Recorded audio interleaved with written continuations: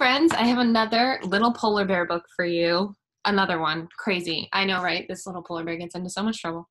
This one's called Little Polar Bear and the Brave Little Hare.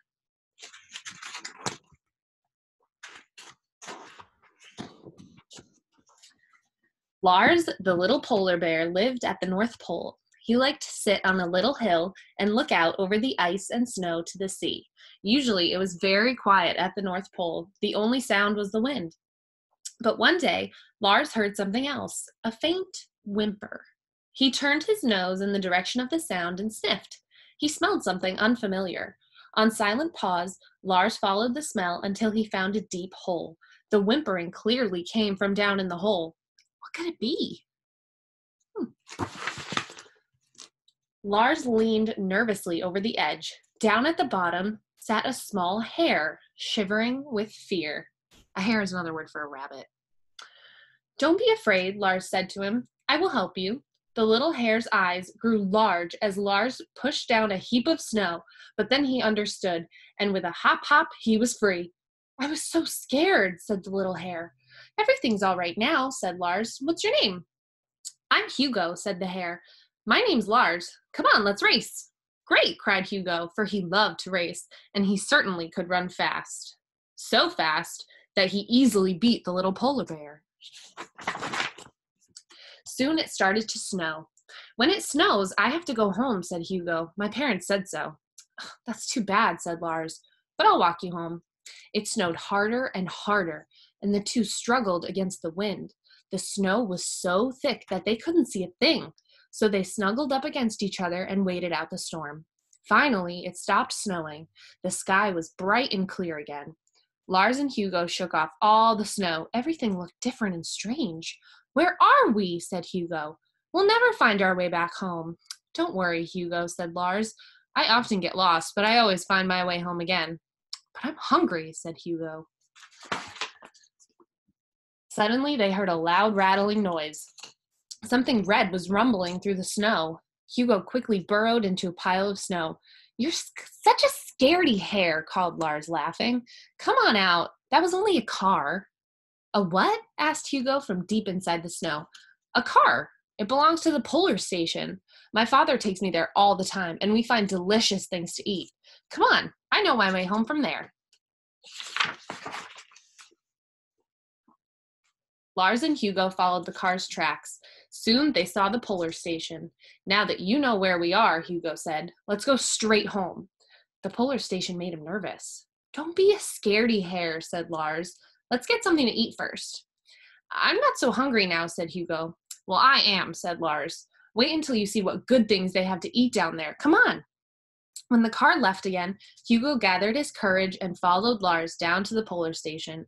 In the rubbish behind the station, they found fish, bread, and 2 crunchy carrots, enough for a little picnic. I'm just going to take a look around, said Lars to the hare. You can wait here if you want.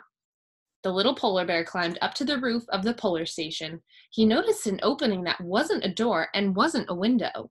It had a funny smell.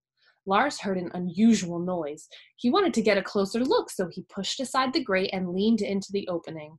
He still couldn't see, so he leaned in further and further, and then, oops! I wonder what happened. Lars fell head first into the shaft, but luckily he landed, poof, on a chair. It was hot in the room. Everything bleeped and blinked in a frightening way. Now Lars really wanted to go home too. He looked around and noticed a door. Quickly, he slipped through and looked for the way out. But all the doors to the outside were locked. Lars was really scared now.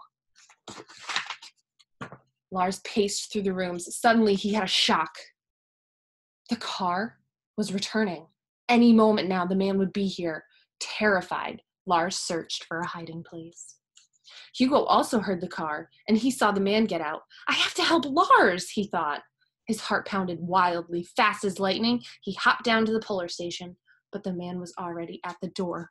What now? Oh no, they're in trouble. With springing leaps, Hugo jumped to the roof. He heard noises through the shaft. The man's down there, thought Hugo. I have to save Lars, but how?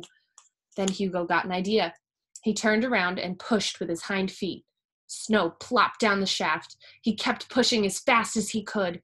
The man looked up. "What's happening on the roof?" he said, and he headed out to see what was going on. He didn't even notice the little polar bear, but he did leave the door open.